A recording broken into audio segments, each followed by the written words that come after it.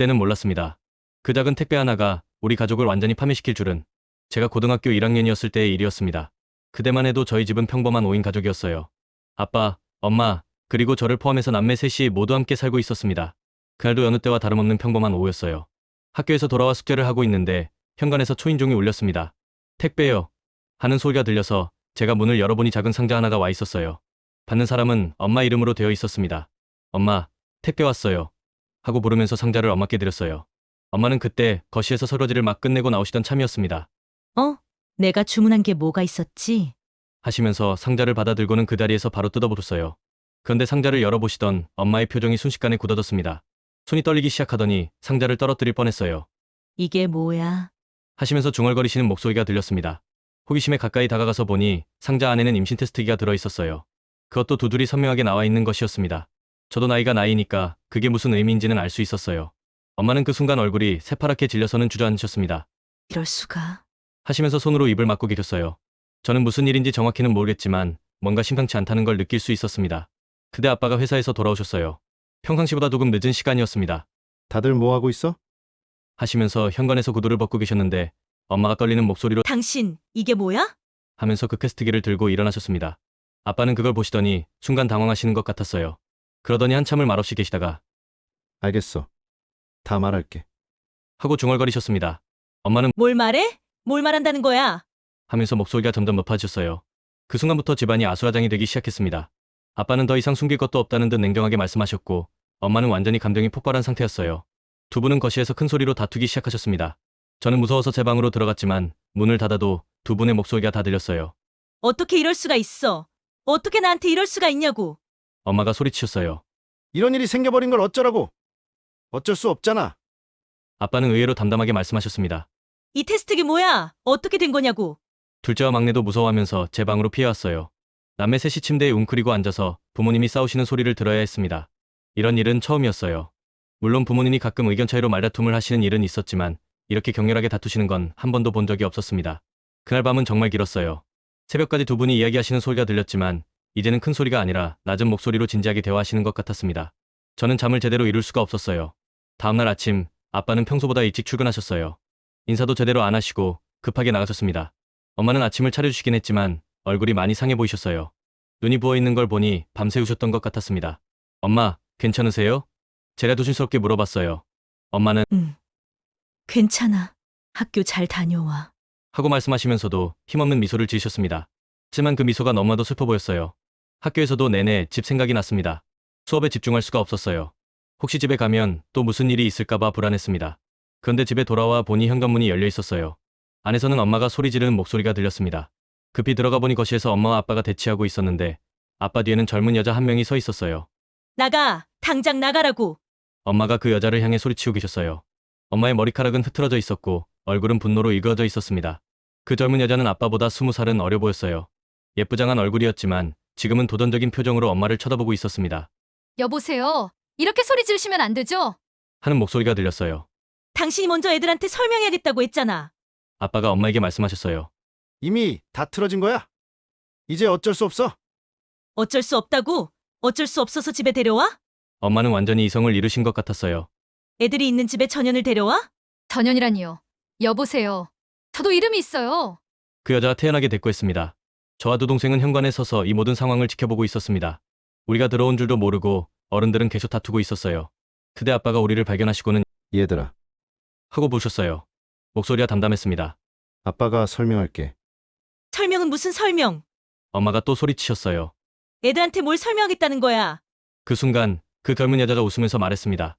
얘들아, 안녕? 앞으로 같이 살겠네? 엄마는 그 말을 듣자마자 완전히 폭발하셨어요. 입 다물어. 내 애들한테 말 걸지 마. 그날 저녁 결국 그 여자는 집에 들어오지 못하고 돌아갔습니다. 하지만 전쟁은 이제 시작이었어요. 저는 그날 밤 제 인생에서 가장 끔찍한 나날들이 시작될 줄은 꿈에도 모르고 있었습니다. 그날 이후 우리 집은 지옥이 되었습니다. 아빠는 다음날부터 아예 집에 들어오지 않았어요. 나중에 알고 보니 그 여자와 함께 원룸을 얻어서 살고 있었던 거였습니다. 엄마는 며칠 동안 아무것도 드시 못하고 계속 우시기만 하셨어요. 엄마, 밥 드세요. 제가 라면이라도 끓여드리려고 했지만 엄마는 고개만 저으셨습니다. 둘째와 막내는 상황을 완전히 이해하지는 못했지만 집안 분위기가 이상하다는 건 느끼고 있었어요. 일주일 정도 지났을 때 아빠가 갑자기 집에 오셨어요. 하지만 짐을 싸러 온 거였습니다. 옷 좀 가져가야겠어. 하시면서 너무나 태연하게 말씀하시는 거예요. 엄마가 부엌에서 뛰어나오셔서 당신 지금 뭐 하는 거야? 하고 소리치셨습니다. 보다시피 짐 싸고 있어. 이제 여기서 살 수 없잖아. 아빠는 여전히 냉정하셨어요. 당신이 잘못해놓고 짐까지 챙겨 떠나겠다고? 그럼 우리는 어떻게? 엄마의 목소리가 떨리고 있었어요. 이혼하면 돼. 아빠가 던진 말에 집안이 조용해졌습니다. 저와 동생들은 숨도 못 쉬고 있었어요. 이혼. 엄마가 믿을 수 없다는 듯이 중얼거리셨어요. 당신이 바람 피워놓고 이혼하자고? 아이까지 생겼는데 어쩔 수 없잖아. 아빠는 정말 뻔뻔하게 말씀하셨어요. 계속 이런 식으로 살 수는 없어. 그때부터 진짜 전쟁이 시작되었습니다. 엄마는 절대 이혼해주지 않겠다고 하셨어요. 내가 뭘 잘못했는데 이혼을 해줘야 해? 절대 안 해줄 거야. 하지만 아빠는 이미 마음을 정하신 것 같았어요. 며칠 후에 변호사까지 대동하고 와서 이혼 서류를 내밀었습니다. 재산 분할은 이렇게 하자. 아빠가 서류를 엄마 앞에 놓으면서 말했어요. 아파트 한 채하고 그린벨트 땅 2,000평. 엄마는 그 서류를 보시더니 당신이 잘못해놓고 나보고 도장 찍으라고 말이 돼? 하셨어요. 그린벨트 땅이랑 아파트 받고 그만해. 이제 너랑 살기 싫어. 아빠는 마치 더러운 것을 떨쳐내는 것처럼 말씀하셨어요. 그때 제가 참을 수 없어서 아빠, 이게 맞아요? 아빠가 잘못해놓고 엄마한테 이럴 수 있어요? 하고 소리쳤어요. 아빠는 저를 쳐다보시더니 어른 일에 끼어들지 마. 하고 차갑게 말씀하셨어요. 그런 아빠를 본 게 처음이었어요. 엄마는 며칠 더 버티셨어요. 하지만 정말 끔찍한 일이 벌어졌습니다. 엄마가 그 여자의 부모님 집까지 찾아가신 거예요. 그날 밤 늦게 엄마가 돌아오셨는데 무릎이 닦아져 있었어요. 엄마, 어떻게 된 거예요? 제가 놀라서 물어봤어요. 무릎 꿇고 빌었어. 엄마가 흐느끼면서 말씀하셨어요. 그 애의 부모님한테 제발 우리 가정을 파괴하지 말아달라고. 저는 그 말을 듣고 가슴이 무너지는 것 같았어요. 우리 엄마가, 그렇게 자존심 강하시던 엄마가 남의 집에 가서 무릎을 꿇으셨다니. 그런데 그 애 엄마가 뭐라고 했는데. 엄마의 목소리가 더욱 떨렸어요. 우리 딸이 먼저 유혹한 게 아니에요. 당신 남편이 먼저 꼬셨어요고 하더라. 그것도 모자라서 엄마는 그 여자를 직접 만나러 가셨어요. 원룸 앞에서 몇 시간을 기다리시다가 그 여자가 나타났을 때 엄마가 또 무릎을 꿇으셨다고 했어요. 제발 우리 남편 돌려줘. 애들도 있고 제발 헤어져 줘. 엄마가 길거리에서 그랬다는 걸 나중에 이웃들을 통해 알게 되었어요. 그런데 그 여자가 뭐라고 했는지 아세요? 애가 생겨서 헤어질 수 없어요. 라고 말했답니다. 무릎 꿇고 있는 엄마를 내려다보면서요. 엄마는 그날 밤에 완전히 무너지셨어요. 이제 정말 끝이구나. 정말 끝났어. 하시면서 하루 종일 우시기만 하셨어요. 저는 그때 정말 아빠가 미웠어요. 그리고 그 여자도 미웠고요. 우리 엄마를 이렇게 만든 사람들이 용서가 안 됐어요. 마침내 한 달 후 엄마가 완전히 포기하셨어요. 아이들아, 엄마가 미안해. 이혼하기로 했어. 엄마는 지칠 대로 지쳐 있었어요. 체중도 10kg 이상 빠지셨고 머리카락도 많이 빠지셨어요. 더 이상 버틸 힘이 없으셨던 거예요. 그 아파트와 그린벨트 땅으로라도 우리가 살아야겠어. 엄마가 이래서라도 너희들 키울게. 엄마가 눈물을 닦으면서 말씀하셨어요. 이혼 서류에 도장을 찍는 날 아빠가 마지막으로 우리에게 말했어요. 아빠가 새 가정을 꾸리게 되었어. 너희들도 이해해줘. 저는 그때 아빠에게 말했어요. 아빠! 후회하실 날이 올 거예요. 아빠는 비웃으면서 후회할 일이 뭐가 있어? 난 행복할 거야. 라고 말씀하셨어요. 이혼 후 우리의 삶은 완전히 달라졌습니다. 엄마가 받은 아파트는 오래되고 낡은 곳이었어요. 투룸짜리에 저희 네 식구가 들어가서 살아야 했습니다. 저는 둘째와 한 방을 쓰고 엄마는 막내와 함께 줌셨어요. 그린벨트 땅 2,000평은 정말 아무짝에도 쓸모없었어요. 개발 제한 구역이라서 건물도 지을 수 없고 농사를 짓기엔 너무 멀리 떨어진 곳이었습니다. 세금만 나가는 땅이었죠. 엄마는 이혼 후 바로 일을 구하기 시작하셨어요. 하지만 40대 중반의 나이에 그동안 전업주부로만 살아오셨던 엄마가 구할 수 있는 일은 많지 않았습니다. 엄마, 제가 알바라도 할게요. 제가 말씀드렸지만 엄마는 너는 공부나 해. 엄마가 해결할 거야. 라고 하셨어요. 처음에는 마트에서 캐셔 일을 하셨어요. 하루 8시간씩 서서 계산하는 일이었는데 몇 달 못 가서 다리가 너무 아프셔서 그만두셔야 했어요. 그 다음에는 식당에서 설거지 일을 하셨어요. 하지만 손목이 아프다고 하시면서도 계속 참고하셨습니다. 엄마, 그만두세요. 너무 힘들어 보여요. 제가 말씀드려도 괜찮다, 괜찮아. 라고만 하셨어요. 저에게 집에 돌아오시면 엄마 손은 늘 빨갛게 부어 있었어요. 차가운 물에 하루 종일 있다 보니 손가락 관절도 아프다고 하셨습니다. 그런데 오히려 우리 잘 살 거야. 엄마가 열심히 일할 테니까. 라고 말씀하셨습니다. 하지만 현실은 녹록지 않았어요. 매달 생활비가 까듯했고 저희 학용품 사는 것도 부담이었습니다. 가끔 전기세나 가스비가 밀려서 도톡장이 오기도 했어요. 저는 그때 정말 아빠가 미웠어요. 새로운 가정을 꾸리고 행복하게 살고 있을 아빠와 하루하루 생계를 위해 몸부림치는 엄마의 모습이 너무 대조적이었거든요. 그런데 이상한 일이 벌어지기 시작했어요.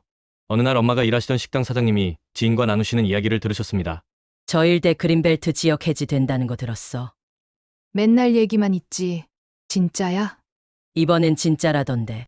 거기 땅 갖고 있는 사람들 대박 나겠어. 아이고, 나는 맨날 죽어라고 장사만 하고 있으면 뭐하나. 저런 땅 가지고 있는 사람들이 벼락부자가 되는데. 그 얘기를 가만히 듣고 계시던 엄마가 생각해보니 그 일대가 엄마가 가지고 있는 땅인 것 같더라고. 그래서 다음날 부동산에 가서 물어봤다고 해요. 혹시 산 땡땡땡 다시 땡땡 번지 일대 땅 그린벨트가 풀리나요? 부동산에서는 오, 소식 들으셨어요? 거기 풀리는 거 거의 확정인 것 같던데. 혹시 땅 갖고 계세요? 있으면 저희한테 파시죠. 라고 하셨거든요. 하지만 혹시나 해서 구청에 전화해보셨어요. 그런데 정말 놀라운 일이 일어났어요. 그 지역이 신도시 개발 예정지로 선정되면서 그린벨트가 해제될 예정이라는 거였어요. 아직 공식 발표는 없었지만 내부적으로는 거의 확정된 상태라고 하더라고요. 아이들아, 우리 땅이 돈이 될 것 같아. 엄마가 그날 밤 흥분해서 말씀하셨어요. 그런 엄마를 본 게 이혼 후 처음이었어요. 몇 달 후 공식 발표가 났어요. 그린벨트 해제와 함께 신도시 개발이 확정되었다는 뉴스였습니다. 그 순간 우리 땅의 가치는 하늘 높은 줄 모르고 치솟기 시작했어요. 부동산 중개업자들이 줄을 서서 엄마에게 연락을 했어요. 평당 얼마에 팔겠습니까? 저희가 더 좋은 가격에 매입하겠습니다. 엄마는 서두르지 않으셨어요. 아직 개발 계획이 구체적으로 나오지 않았잖아. 좀 더 기다려보자. 라고 하셨거든요. 그리고 1년 후 정말 기적 같은 일이 벌어졌어요. 우리 땅 바로 옆에 지하철역이 들어선다는 발표가 난 거예요. 그 순간 땅값이 또 한 번 폭등했습니다. 2,000평을 평당 500만 원에 사겠다고 하네. 엄마가 떨리는 목소리로 말씀하셨어요. 계산해보니 100억 원이었어요. 하지만 엄마는 팔지 않으셨어요. 개발이 본격적으로 시작되면 더 오를 거야. 조금 더 기다려보자. 그리고 또 1년이 지났어요. 신도시 개발이 본격적으로 시작되면서 우리 땅은 상업지역으로 바뀌었어요. 그때 부동산업자가 제시한 금액은 평당 800만 원이었습니다. 엄마는 그때서야 결정하셨어요. 이제 팔자. 160억이면 충분해. 그런데 여기서 끝이 아니었어요. 우리가 살던 낡은 아파트도 재개발 대상 지역으로 선정된 거예요. 조합원 자격으로 분양권을 받게 되었고 새 아파트로 이주할 수 있게 되었습니다. 엄마, 우리 진짜 부자가 된 거예요? 막내가 물어봤어요. 그런 것 같구나. 엄마도 아직 믿어지지 않는다는 표정이셨어요. 몇 년간의 고생 끝에 우리 가족에게 기적이 일어난 거였어요. 그린벨트 땅을 160억에 팔고 그 돈으로 상가 건물을 몇 채 사셨어요. 매달 임대료만 몇 천만 원이 넘게 들어오기 시작했습니다. 엄마는 이제 더 이상 남의 집 설거지를 할 필요가 없었어요. 건물주가 되신 거였죠. 참 신기하다. 그때 그 사람이 준 게 이렇게 될 줄이야. 엄마가 가끔 중얼거리셨어요. 아빠가 쓸모없다고 여겼던 그 땅이 우리 인생을 완전히 바꿔놓았던 거예요. 저는 그때 생각했어요. 세상 일은 정말 모르는 거구나. 아빠는 지금 뭘 하고 있을까? 하지만 아빠 소식은 전혀 들리지 않았어요. 연락도 없었고 궁금하지도 않았습니다. 우리는 우리대로 잘 살고 있었으니까요. 그런데 그때는 몰랐어요. 한참이 지난 후 완전히 달라진 모습으로 아빠가 다시 나타날 줄은. 시간이 한참 흘렀습니다. 저는 이제 35이 되었고 둘째는 33, 막내는 31살이 되었어요. 엄마는 60이 넘으셨지만 건물주로서 편안한 노후를 보내고 계셨어요. 매달 들어오는 임대료만으로도 몇 천만 원이 들어왔고 몇 채 더 건물을 사서 자산을 불려나가기도 하셨습니다. 완전히 다른 인생을 사시게 된 거였죠. 그동안 아빠 소식은 전혀 들리지 않았어요. 저희도 궁금해하지 않았고 아빠 쪽에서도 연락이 전혀 없었습니다. 마치 처음부터 그런 사람은 없었던 것처럼 살아왔어요. 그런데 어느 날 엄마에게 낯선 번호로 전화가 왔어요. 여보세요? 엄마가 전화를 받으셨는데 잠시 후 얼굴이 새파래지시더라고요. 당신이 왜? 엄마의 목소리가 떨리기 시작했어요. 저는 옆에 있다가 엄마, 누구세요? 하고 물어봤지만 엄마는 손으로 저를 말리시면서 계속 전화를 받고 계셨어요. 아니야. 만날 일 없어. 끊을게. 엄마가 전화를 끊으려고 하시는데 상대방이 뭔가 간절하게 말하는 소리가 들렸어요. 그래도 안 돼. 20여 년 동안 연락 한 번 없었으면서 왜 이제 와서? 엄마의 목소리에 분노가 섞여 있었어요. 전화를 끊고 난 후 엄마가 저에게 말씀하셨어요. 아빠야. 아빠가 전화했어. 아빠가요? 갑자기 왜요? 저는 깜짝 놀랐어요. 사업을 했는데 망했다고. 그리고 엄마가 말을 잇지 못하셨어요. 그리고 뭐요? 그 여자가 떠났다고. 다른 남자를 따라갔다고 하더라. 엄마의 표정이 복잡해 보였어요. 그날 이후로 아빠는 계속 전화를 했어요. 처음에는 엄마가 받지도 않으셨는데 하도 계속 걸어오니까 결국 받으시게 되었어요. 만나자고 하네. 엄마가 한숨을 쉬시며 말씀하셨어요. 애들 얼굴도 보고 싶다고. 엄마! 만나지 마세요! 왜 20여 년 만에 나타나서 그러는 거예요? 제가 말했어요.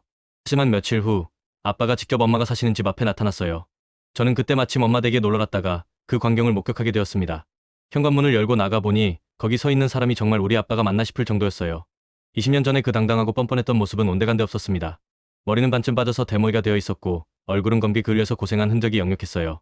입고 있는 옷도 낡아빠진 작업복 같은 거였고 전체적으로 초라하고 비참한 모습이었습니다. 아들아, 아빠가 저를 보더니 떨리는 목소리로 말했어요. 아빠야. 저는 그 순간 할 말을 잃었어요. 분명히 미워해야 할 사람인데 너무 초라한 모습에 당황스러웠습니다. 무슨 낯짝으로 우리를 찾아오신 거래요? 제가 겨우 말을 꺼냈어요. 아빠는 그 말을 듣고 고개를 숙였어요. 미안하다. 정말 미안해. 미안하다고 해서 다 되는 줄 아세요? 20여 년 동안 어디서 뭐하고 사셨어요? 사업을 했는데 다 망했어. 그리고 그 사람도 다른 남자를 따라와 버렸어. 아빠의 목소리가 점점 작아졌어요. 그때 엄마가 나오셨어요. 엄마도 아빠를 보시고는 깜짝 놀라시는 것 같았어요. 20여 년 전에 그 사람과는 너무 달라진 모습이었거든요. 왜 왔어? 엄마의 목소리는 차갑게 식어 있었어요. 미안해. 정말 미안해. 그때 내가 정말 미쳤었나 봐. 아빠가 엄마에게 고개를 숙였어요. 미안하다고 해서 다 되는 줄 알아? 안다. 내가 너무 잘못했어. 하지만 애들 얼굴이라도 보고 싶어. 애들 얼굴 보고 싶으면 20여 년 전에 봤어야지. 왜 이제 와서 그래? 엄마의 말에 아빠는 아무 대답도 못했어요. 저는 그때 정말 복잡한 심정이었어요. 분명히 미워해야 할 아빠였지만 너무 초라하고 불쌍한 모습에 어떻게 반응해야 할지 모르겠더라고요. 지금 어디서 살고 있어요? 제가 물어봤어요. 고시원에서 일용직 일하면서. 아빠가 대답했어요.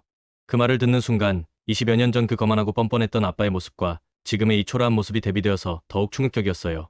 그래서 뭘 원해? 엄마가 냉정하게 물으셨어요. 아무것도 아니야. 사실은 구할 보증금이라도. 진짜 급해서. 그때 둘째가 마침 엄마 댁에 왔어요.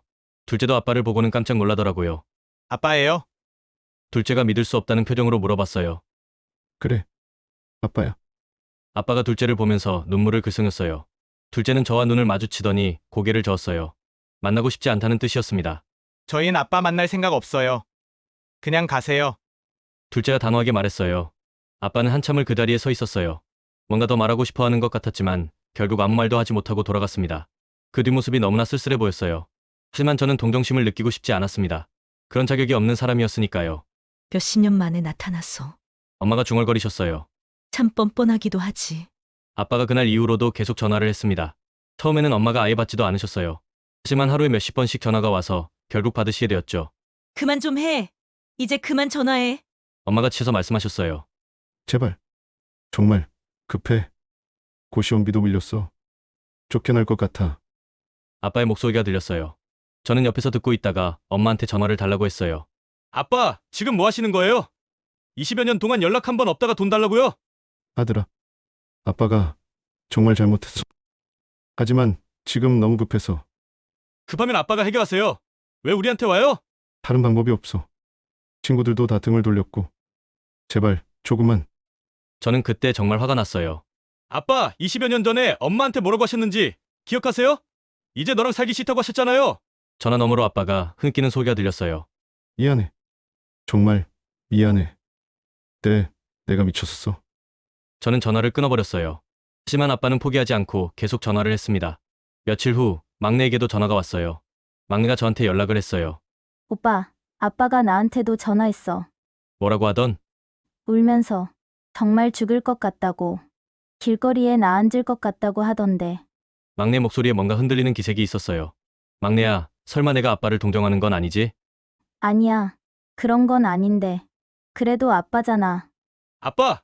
20여 년 동안 아빠 노릇한 게 있어? 하지만 막내는 계속 망설이는 것 같았어요. 오빠, 그래도 너무 불쌍하지 않아? 그렇게 초라해진 모습을 보니까. 야, 넌 그때를 잊었어? 엄마가 얼마나 힘들어 하셨는데. 그건 알지만.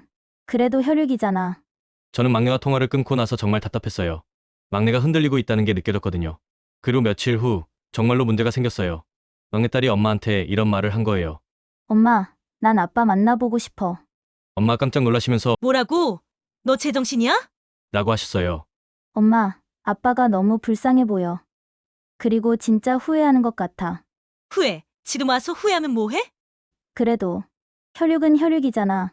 그리고 형편도 너무 어렵다며. 엄마는 그 말을 듣고 한참을 말씀을 못 하셨어요. 그러더니 너 진짜 그런 마음이야? 라고 물어보셨어요. 응. 한 번만 만나보고 싶어. 그리고 막내가 잠시 말을 멈췄다가 조심스럽게 말했어요.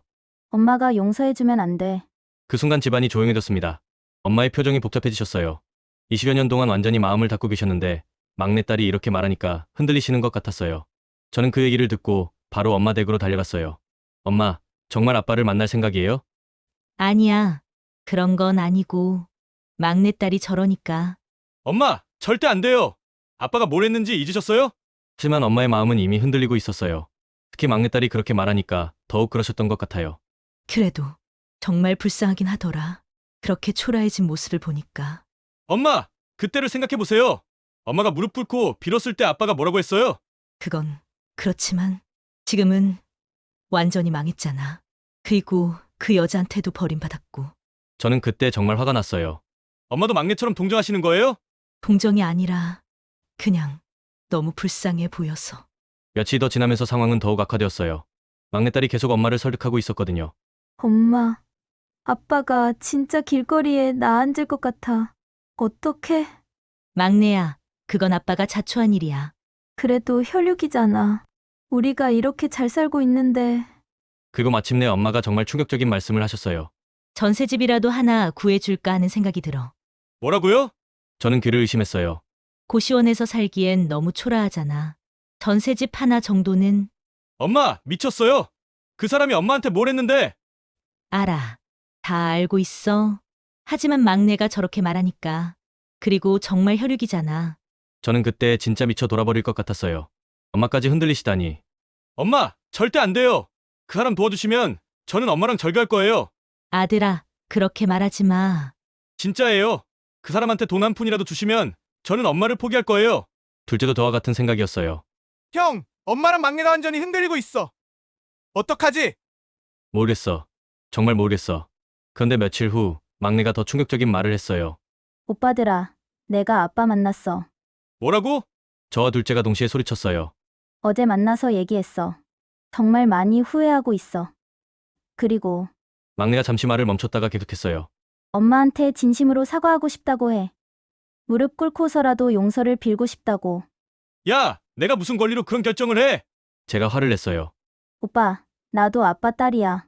그리고 정말 불쌍해 보였어. 그날 밤 막내딸은 엄마한테 또 말씀드렸어요. 엄마, 아빠가 정말 후회하고 있어요. 그리고 엄마한테 용서를 빌고 싶다고 해요. 엄마는 한참을 고민하시다가 말씀하셨어요. 그래. 한 번만 만나볼까? 저는 그 순간 정말 절망했어요. 엄마의 마음이 완전히 기울어진 것 같았거든요. 그날 밤 저는 정말 잠을 이룰 수가 없었어요. 20여 년 동안 우리를 버리고 다른 여자와 살았던 아빠가 이제 와서 불쌍한 척하니까 엄마와 막내가 흔들리고 있는 거였어요. 이게 맞나? 정말 이게 맞는 건가? 20여 년 전 엄마가 무릎 꿇고 빌던 그 모습이 계속 떠올랐어요. 그때 아빠는 차갑게 외면했으면서 지금은 자기가 불쌍하다고 하니까 도와달라고 하는 거였어요. 하지만 엄마와 막내의 마음은 이미 많이 기울어져 있었습니다. 과연 저와 둘째가 이걸 막을 수 있을까요? 어떻게 하는 게 맞을까요? 정말 미쳐 돌아버릴 것 같았습니다. 여러분의 의견을 듣고 싶네요. 제 이야기를 들어주셔서 감사합니다.